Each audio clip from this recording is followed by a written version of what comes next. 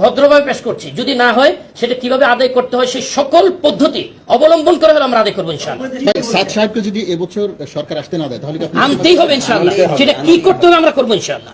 যদি ব্যর্থ হয় তখন আমাদের কিছু থাকলে করে ফেলবো, আসসালামু আলাইকুম। গতকালকে সাদ গ্রুপের যে মুয়াজ বিন নূরকে গ্রেপ্তার করা হয়েছে তার একটি ভিডিও আপনাদের মাঝে নিয়ে এসেছি। তিনি সাংবাদিক সম্মেলনে সংবাদকর্মীদের সামনে তিনি যে বক্তব্যটি দিয়েছেন স্পষ্ট তাকে প্রমাণ করে সে একজন সন্ত্রাসী, স্পষ্ট প্রমাণ করতেছে।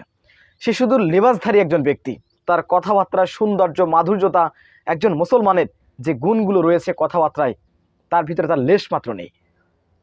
আপনারা তার একটি বক্তব্য দেখলে বুঝতে পারবেন, চিনতে পারবেন একে যে এ কোন ধরনের মানুষ।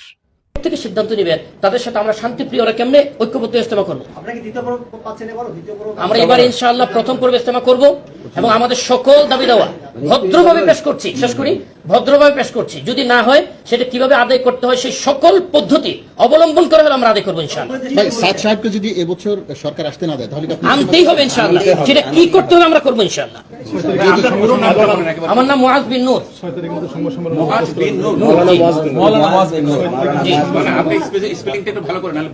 MUAZ space ABDULLAH space NUR, এটা হচ্ছে আমার মূল নেম। আমাদের কাকরাইলেও আমাদের বৈষম্য আছে না, উনি আমাদেরকে কোনো আশ্বাস কিছুই দেন নাই। ওনারা বলছেন যে আজকে 2টা তারিখ ফয়সালা হয়েছে, ওনারা নিজেরা বসে পরবর্তী তারিখ আমাদেরকে জানিয়ে দেবেন। হ্যাঁ জি, সিদ্ধান্ত হয়েছে। না আমরা তো বলেছি এখন প্রস্তাবনা সবকিছু তো ওনাদের হাতে। আমরা প্রথম পর্ব চাচ্ছি, আমরা একটা না ইজতেমা 2 পর্বেই হবে। আমরা প্রথম পর্ব তারিখ হয়েছে না, ওই বিষয়টা এটাই।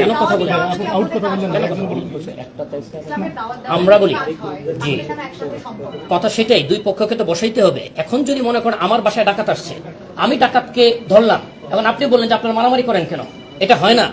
এখানে দেখতে হবে অপরাধীকে আর কার সাথে অপরাধ করা হচ্ছে তাদেরকে ধরতে হবে। আমরা তো একসাথে বসতে চাচ্ছি, ওনারা আসলেন না, আমরা তাদেরকে সালাম দিয়ে সালামের উত্তর দেন না। আপনারা জানেন আমরা সমস্ত পত্র পত্রিকা এবং মিডিয়াতে গতকাল ঐক্যের আহ্বান জানিয়েছি, প্রেস রিলিজ করেছি, আমরা তাদেরকে চিঠি দিয়েছি, সারা বাংলাদেশে প্রচার করেছি, ওনাদের পক্ষ থেকে রেসপন্স পাচ্ছি না। এখন কি আমাদের দোষ? এটা কি মারামারি? এটা তো মারামারি না, এক পক্ষ মারছে, দুই পক্ষ নাই, এক পক্ষ বের করে দিচ্ছে, আরেক পক্ষ বের হয়ে যাচ্ছে। আমরা যদি চাইতাম যে প্রতিহত করব তাহলে তো পরিস্থিতি আরো খারাপ হইতো, সেটা আমরা চাচ্ছি না। আমরা চাচ্ছি কি সরকারকে এখানে যেন সরকার আইনানুগ ব্যবস্থা গ্রহণ করে। সরকার যদি ব্যর্থ হয় তখন আমাদের কিছু থাকলে করে ফেলবো। না, আজকে ডেট দেওয়া হয়নি, আজকে ডেট দেওয়া হয়নি। আমাদের স্পষ্ট কথা হচ্ছে জুবায়েরপন্থী হচ্ছে আমরা যে সাদ সাহেবের বলি, আমরা যে সাদ সাহেবের অনুসারী, উনি যখন বাংলাদেশে এসে বয়ান করতেন ওনার কথাগুলির অনুবাদক ছিলেন জুবায়ের সাহেব। তো উনি অনুবাদক হিসেবে সারা পৃথিবীতে একটা স্থান পেয়েছেন, ওইখান থেকে উনি একটা আলাদা পার্ট করার জন্য চেষ্টা করেছেন। এই হচ্ছে বিষয়। তার সাথে তার কোনোদিন সমন্বয় হয় না। ঠিক আছে, আপনারা এবছর প্রথমবার জি জি আমরা আমাদের দাবিগুলি বলে দিই। আমরা এই বছর ইনশাআল্লাহ প্রথমবার ইজতেমা করব, যে কোনো মূল্যে করবো ইনশাআল্লাহ প্রথম পর্বে। দ্বিতীয় হচ্ছে সাদ সাহেব বারাকাতুহুমকে আমরা নিয়ে আসবো ইনশাআল্লাহ, ফোর্স করব, বাধ্য করব ইনশাআল্লাহ, কারণ আমরা বারবার বৈষম্যের শিকার হয়েছি। এইবার আর বৈষম্যের কোনো সুযোগ আমাদের নাই। আমাদেরকে মনে রাখতে হবে এই সরকার তাদের কাছে বিভিন্ন জন আবদার নিয়ে গেছে, আমরা এখনো পর্যন্ত কোন আবদার নিয়ে যাই না। এই জন্য কারণ প্রত্যেকে ফ্যাসিস্টকে ফিরে আনার জন্য রাজপথে নামছে। এটা পরবর্তীতে প্রকাশ পেয়েছে যে বিভিন্ন অ্যাঙ্গেলে বিভিন্ন চেহারায় তারা আসছে ফ্যাসিস্টকে ফিরে আনার জন্য। এই মুহূর্তে সারা বাংলাদেশ কাঁপাচ্ছে ইসকন, তারা সরকারের বিরুদ্ধে অবস্থান গ্রহণ করছে, বিভিন্ন জায়গায় মিছিল মিটিং করতেছে। আমরা এই মুহূর্তে এই জন্য নামবই না বা নামছি না যে এটা যেন তাদের সাথে সমন্বয় হয়ে একটা শক্তি হয়ে ফ্যাসিস্টকে ফিরে আনার রাস্তা না বনে। কিন্তু আজকে যারা প্রতিপক্ষ তারা ঠিকই সেই কাজ করতেছেন।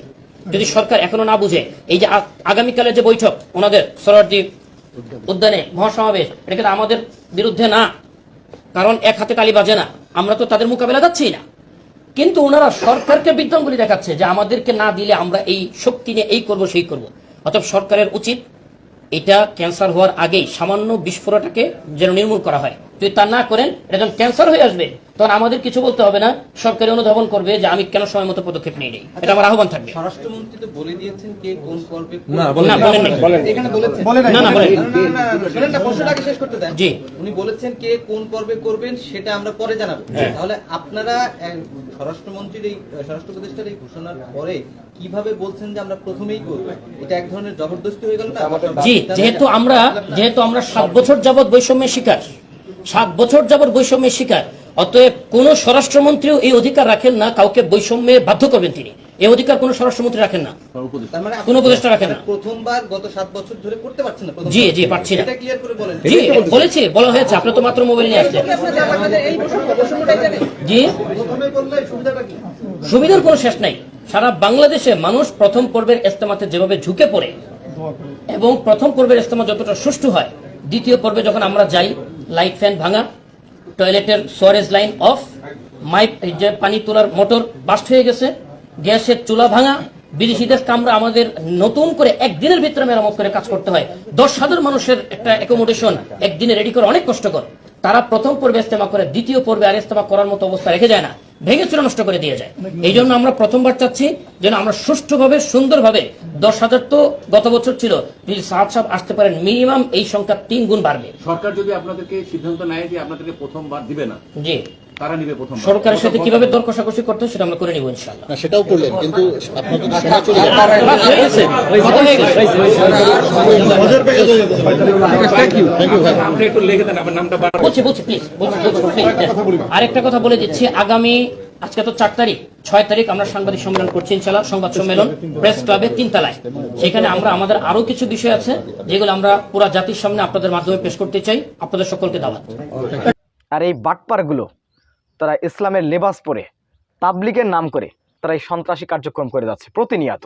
5 জন মানুষকে হত্যা করা, 5 জন মানুষ যে হত্যা হয়ে গেল, এই যে মুয়াজ বিন নূর যে বক্তব্যটি সে দিয়েছেন, তারপরে কিন্তু এই ঘটনাটি ঘটেছে। এই বক্তব্য দেওয়ার পরে একে কি করা উচিত এবং এরপরে যায় সেই ঘটনা ঘটিয়েছে, তার নেতৃত্বে ঘটেছে। আমরা কিন্তু এই বিষয়গুলো আস্তে আস্তে আমরা দেখতে পাচ্ছি। আমরা তারপরেও পুলিশ প্রশাসনকে আমরা অনুরোধ জানাবো, সুস্থ তদন্তের মাধ্যমে সে যদি সত্যিকারে দোষী হয়ে থাকে, আমরা তার সর্বোচ্চ শাস্তি দাবি করছি।